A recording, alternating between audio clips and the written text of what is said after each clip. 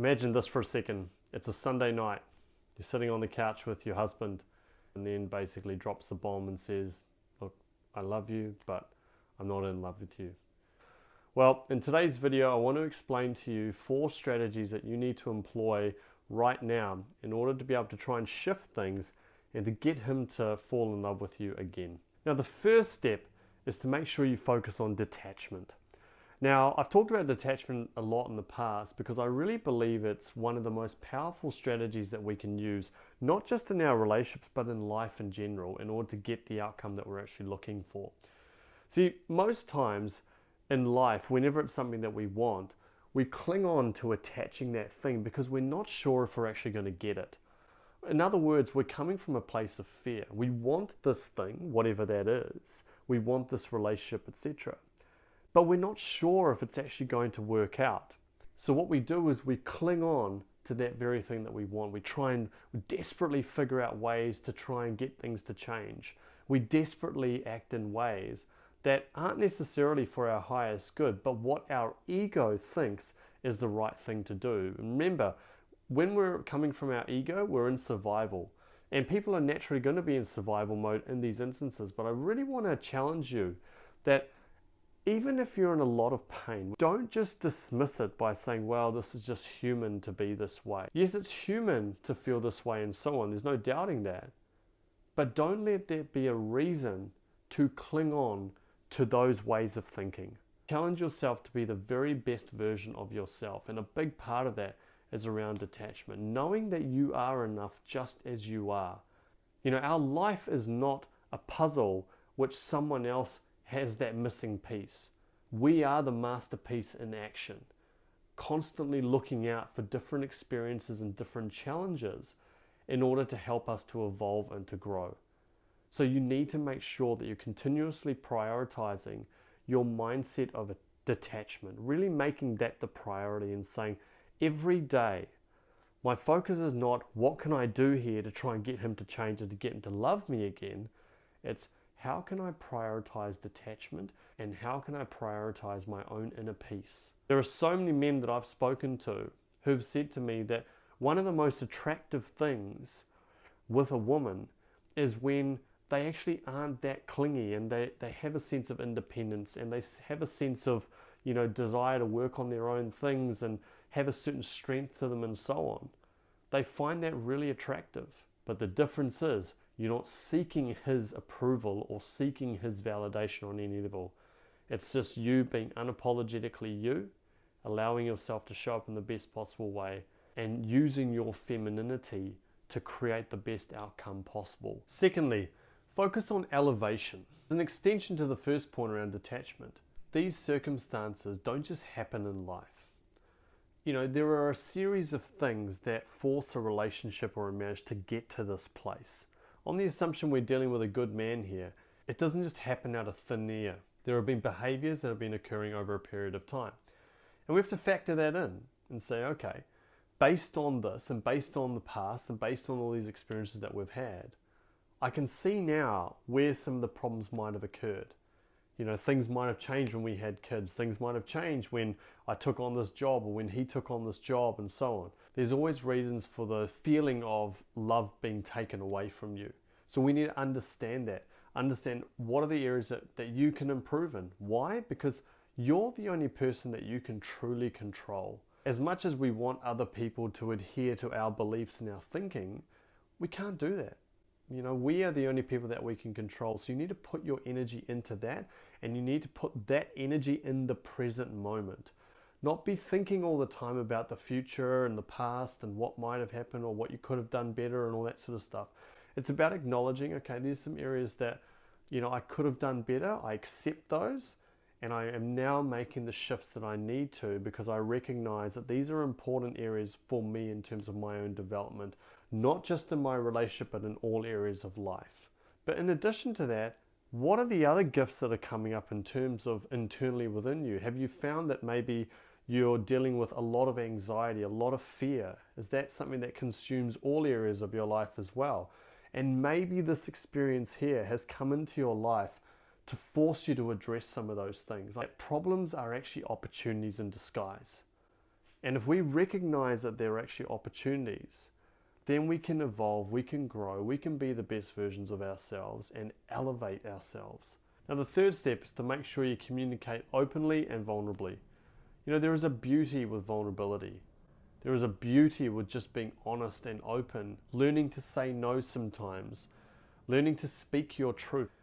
Now, I know that there are challenges when people are going through difficult times in a relationship, and having those conversations can be difficult because the other person's shutting down, or they're avoiding it like the plague, and it becomes a bit challenging. But if there are opportunities there and you guys are actually starting to have a conversation, don't be afraid to actually open up, to share what's going through your own mind.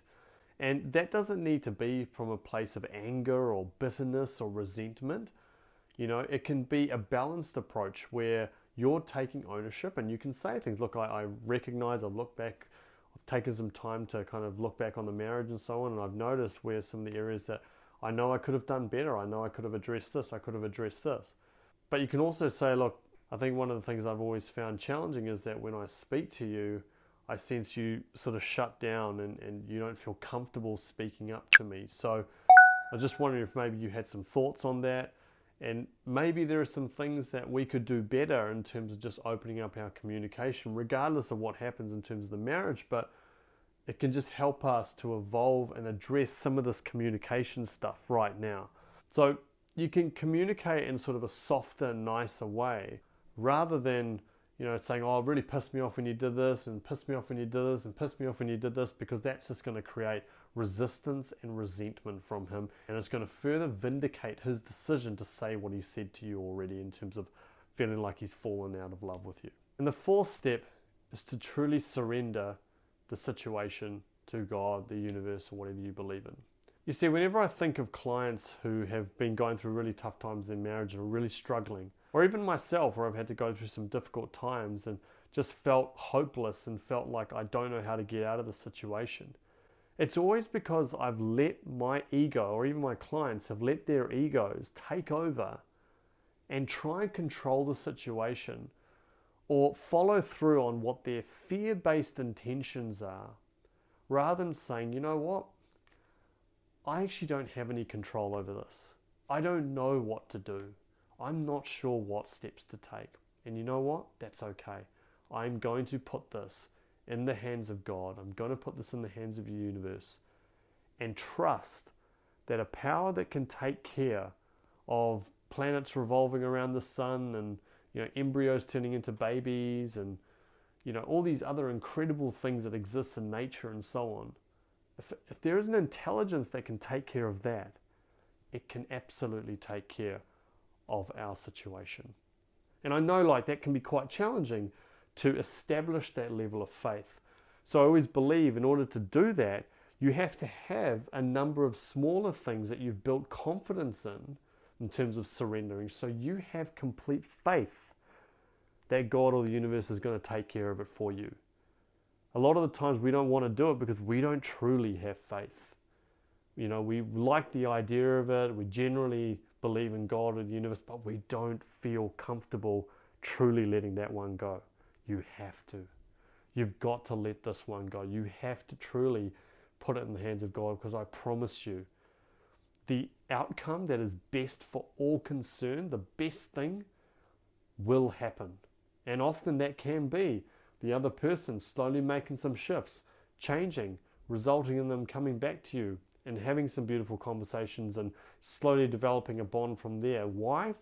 Because they start to notice these shifts internally within you, which makes you even more magnetic, but it's coming from a rock solid foundation, not the desperate energy that a lot of people operate with. Because that desperate energy, it will result in that person getting their heartstrings pulled, but then when they end up coming back, it feels uncomfortable. It's built on wobbly foundations. And look, I know it can be very difficult for a lot of people to find that place of faith and surrender. And whilst I say that, you need to make some small steps, our ego is something that we've been operating with for so long. And that can be really hard to just let go of. And so, if you're struggling in that sense and you're trying to go about saving your marriage, but equally you're wanting to do a lot of healing on the inside, and making sure the foundations are as solid as you possibly can. You're just becoming the best version of yourself and you're needing some support on this journey, well, I'd love to be of service to you through my program, The Authentic Relationship System, which is, it's an amazing program. We go deep. I'm really big on that. It is really for people who are truly committed on the journey and you want to put the work in. I promise you I'll be there every step of the way for you to help you to make those shifts and to really establish an environment here where you can really create some incredible levels of healing. And so if it feels right for you, if you connect with some of my videos and connect with the messages that I'm providing here, then all you need to do is in the description section below, just click on that link which just says book a call with me. Just click on that link, choose a time that works for you, and then I'll contact you at that scheduled time just so I can learn a little bit more about your situation. And then from there, give you a bit of a pathway to be able to move forward and really help you to achieve the results that you're looking for. And you'll also get the opportunity to connect with some amazing women who've gone through the program and been able to create some amazing shifts within themselves and their marriages as well. So once again, if you want to chat, just click on that link below and we'll talk soon. Thank you so much for watching this video. If you've liked it, make sure you hit that like button below. If you want to get more videos like this, hit that subscribe button. And do let me know what your biggest questions or comments or takeaways or whatever it is, just write them below and I'll make sure I respond to every one of you because I love reading the comments. And if you want to learn the secret to melting a man's heart, click this video below. Thank you so much. God bless, and I'll talk to you in the next video.